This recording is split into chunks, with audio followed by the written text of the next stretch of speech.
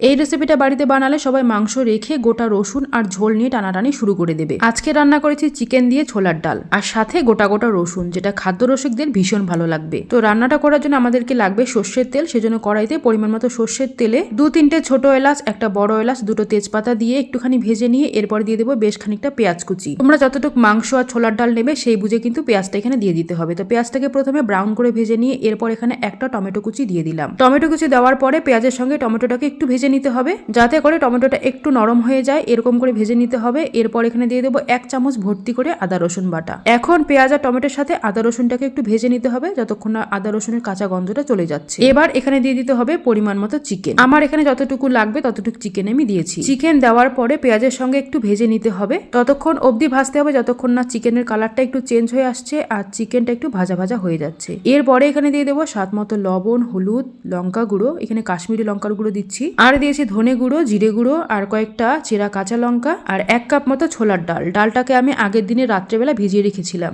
ডালটাকে যেহেতু আমরা প্রেসার কুকার ছাড়াই সেদ্ধ করব, সেই জন্য কিন্তু ডালটাকে একটু বেশি সময় ধরে ভেজাতে হবে। ডাল ভালো মতো ভিজলে তবে কিন্তু খুব তাড়াতাড়ি সেদ্ধ হয়ে যাবে। তো এরপরে কিন্তু আমি কিছুক্ষণ কষিয়ে নেওয়ার পরে অল্প জল দিয়েছি, নিচের দিকে লেগে যাচ্ছে সেই জন্য অল্প করে জল দিয়েছি, আর দিয়েছি 2টো গোটা রসুন। জল আর রসুন দেওয়ার পরে আরো প্রায় 1 থেকে 1.5 মিনিট মতো কষিয়ে নেওয়ার পরে এরপর গ্যাসের আঁচ থেকে মিডিয়ামে রেখে ঢাকনা দিয়ে ঢেকে 4-5 মিনিট মতো রান্না করে নিয়েছি।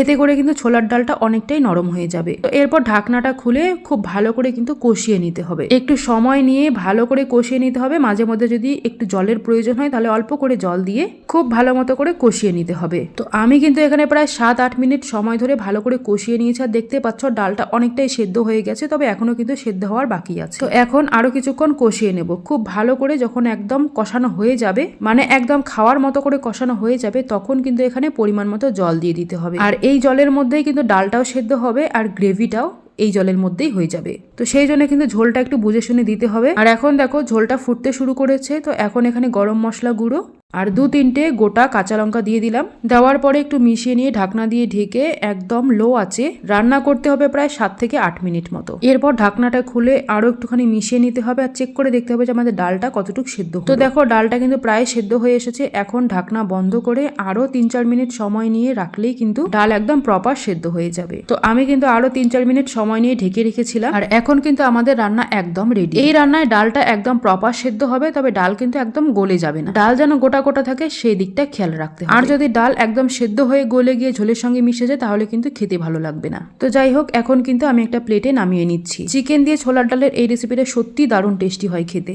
আর এটা ভাত রুটি দুটোর সঙ্গে দারুণ লাগে। ওই যে প্রথমেই বলেছিলাম এই রেসিপিটা রান্না করলে মাংস রেখে সবাই ঝোল আর গোটা রসুন নিয়ে টানাটানি শুরু করে দেবে। সত্যি কিন্তু একদম তাই। একবার যদি বাড়িতে বানিয়ে খাও তাহলেই বুঝতে পারবে। গরম গরম ভাতের সঙ্গে 1 টুকরো চিকেন, একটা রসুন, একটুখানি মাংসের ঝোল আর ডাল, সাথে একটু কাঁচা পেঁয়াজ আর লেবু থাকলে একদম মনে হবে যেন অমৃত। আর দেখো রসুনটা কত সুন্দর। যাই হোক বন্ধুরা, কেমন লাগলো তোমাদেরকে আজকের আমার রেসিপি অবশ্যই কমেন্টে জানিয়ে দিও। সবাই খুব ভালো থেকো, টাটা।